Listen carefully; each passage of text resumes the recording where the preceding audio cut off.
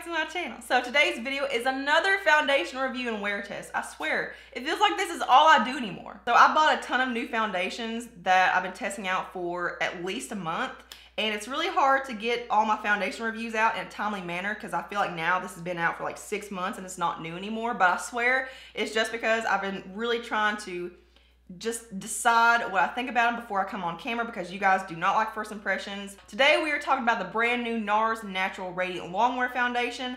Can we just talk about how expensive this is? This stuff is $50.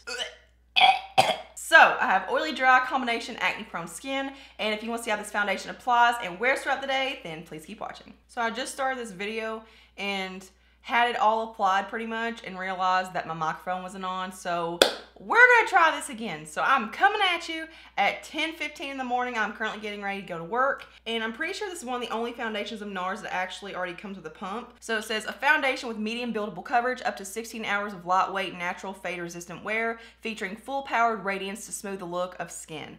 NARS's first 16-hour wear foundation has a lightweight, breathable, fade-resistant formula and features medium to full buildable coverage and 33 skin-matching shades to fit all skin tones and undertones. The transfer-resistant, sweat-resistant formula stays color-true all day and continues to look fresh and vibrant as if it was just applied. This formula features superior blendability for a perceptible effect that looks natural like skin. It doesn't look or feel cakey, heavy, drying, or masking. So as I said, there are 33 shades, and I picked up the shade 𝓿𝓲 L3. This is actually a perfect match. This is a fair to light shade with a golden olivey undertone. But even though there are 33 shades, it's not a really wide variety of shades. Like, I feel like there are about 30 just fair to light medium shades. So it comes in 1 fluid ounce of product, which is standard. So there's what the consistency and the color looks like. As you can see, it's a very strong golden undertone. And it's just, it's kind of like a medium consistency. It's not too thick and it's not too runny. So this is one of those foundations that even though I've been testing it for about a month now, I can't really decide my thoughts. Like, I can't really come to a conclusion. I have a general idea of what I think about it, and that's that I don't like it. Every time I wear it, I don't have a good makeup day. Like, I dread putting it on, and I have been testing it quite a bit. You know, I haven't just put it on once or twice. I've worn it quite a few times, and every single time I've worn it, I've ended up not happy with my makeup. So I think that does say a lot. This is a pretty opaque coverage. I would say this is definitely a medium to full coverage. I don't know how it would cover a lot of acne, like if you have a lot of breakouts, a lot of texture, a lot of redness, because on me, I don't really have that much to cover up. I mean, it's all flat bumps. There's nothing raised and textured right now. And as you can see, even though this is a perfect match for me, it's one of those foundations that's so pigmented that it looks very masky. Like, it looks like boo. But it blends out really fast. Like, I don't have any problems with blending. This is one of those foundations that the texture and the consistency of it is very heavy. It's like the texture of the foundation is so heavy that it's pulling up the scabs and the texture on my face, which is super weird. As far as how it feels, this isn't the worst feeling foundation, but it's also not the most lightweight feeling. But as you can see, that pretty much gave me almost a full coverage. I mean, I would still consider this a full coverage, just not the fullest of full coverages, because there are a few little spots right here of like scabs and just little red spots that didn't cover up completely. I'm gonna go in and spot conceal these little blemishes right here. And like I said, this right here was a little scab, and it's just pulling it up and disrupting it. And it's not my sponge because I've used this sponge with a lot of other things. So I'm gonna go over and just try to cover that without disrupting it, but it just seems like it just picks up the coverage if you blend too much. I just don't personally like the finish. I don't find that it's very flattering, and I just don't like the way this foundation sits on my skin. Okay, so let's see. I'm gonna use a couple different brushes to kind of test the waters. First, I'm gonna use the Morphe MB5, which is a stippling brush, and we're gonna see how that works. I've used a brush before, and I forgot which brush I used that worked better with it, because whatever brush I used, it did work kind of better than a sponge. But it's already just absorbed all that luminosity. I find that to be the case with most brushes. It just absorbs any luminosity that a finish could have. And I don't like that because I don't like a matte finish. I don't think matte finishes are very flattering at all. It's blending out, but I'm seeing a lot of streaks. So I'm gonna go with another brush now just to test the waters. I'm gonna go with the Morphe Y6, which is a flat top kabuki. And it is pretty fast with the brush, but I find that it kind of spreads the coverage out more to where like it kind of thins it out. You know, it doesn't really provide more coverage like what you would think. it just kind of thins out what you got. So already it's disrupting my texture up here. I had some blemishes that were scabbed over. Okay, so I will say 2 layers did get about the same amount of coverage as 3 layers on this side. I'm gonna go ahead and finish up the rest of my face. Right now it's 10:35. Okay, so here's what everything looks like with a full face on, and don't let it fool you. It doesn't look as good as it does on camera in real life.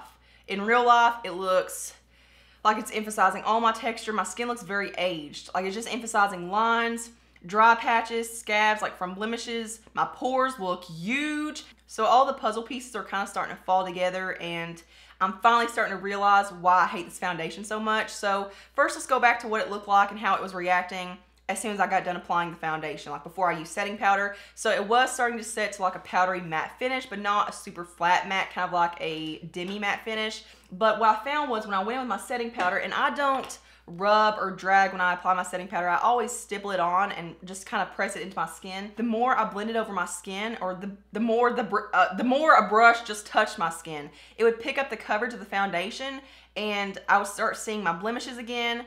It would just remove the product. It was really, really weird. So even though it sets to a powdery matte finish, it still doesn't actually set. Like, it's not transfer resistant. And before I used setting spray, it looked absolutely awful. It was emphasizing pores. It was emphasizing all my texture. And I did go in with MAC Fix Plus and Wet n Wild Photo Focus setting spray, and I used a crap ton of that stuff to try to rehydrate my skin and try to get rid of all that cakiness and that heavy feel.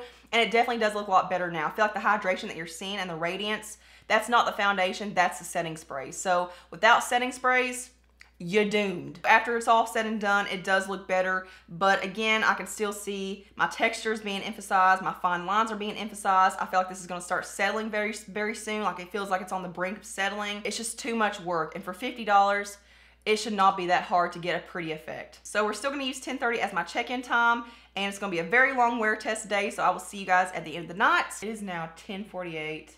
Our check-in time was 10:35 technically, but 10:30 we rounded. 12 hours. So as you can see, just at first glance, we got a little bit of natural glow coming through. We got some oils peeking through. I actually feel like it looks a tad bit better in certain ways than it did when we first applied it. So there are some foundations that you apply that actually look better as the day goes on, and that's kind of the vibes I'm getting. Now I'm a little past the point of just the rehydration process. I'm kind of to the point where it looks pretty shiny and pretty oily. Like I said, I have oily dry combination skin, and really I don't get shiny or greasy looking throughout the day. Like, even when I had oily skin, that was a very rare occasion. Like, there had to have been something that I put on that day that made me look greasy. It definitely does look cakey in a lot of areas. And basically my T-zone, okay, that's the problem child, the T-zone. It hasn't really settled into fine lines though, I will say that. That's pretty shocking, especially because where it was so dry and so like powdery and matte, it definitely didn't settle the way you would expect it to,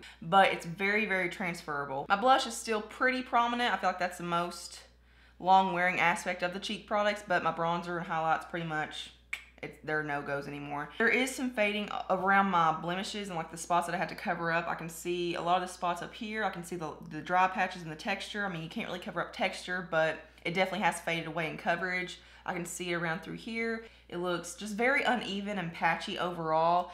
And then right around my nose area, it looks pretty oily, and it's kind of settled into the creases around my nose. But if I'm having a shiny issue and like an oil problem, like, my oil's very minor and very balanced. So if you have oily skin, I can see this being a problem as well. Bottom line, it's just very mediocre. For $50, I expected so much more. So in my opinion, it does not live up to its claims. It's not worth the price. I don't know who to recommend this to. You guys know what to do. You gotta give me a review in the comments below if you've tried this foundation, what kind of skin you have, how it worked for you, what kind of coverage it gave you, what you liked, what you disliked. Make sure you subscribe to my channel. I have a little button right there in the corner.